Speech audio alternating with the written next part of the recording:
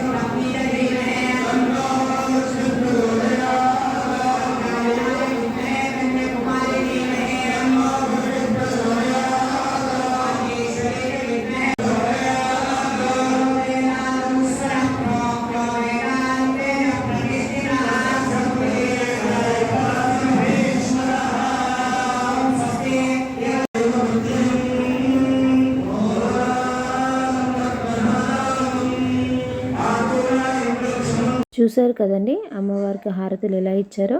కంచి కామాక్షి అమ్మవారిని దర్శించుకోవడం ఎంత బాగుందో. అమ్మవారి అనుగ్రహం అందరిపై ఉండాలని కోరుకుంటూ నెక్స్ట్ వీడియోలో కలుద్దామండి. Thank you for watching.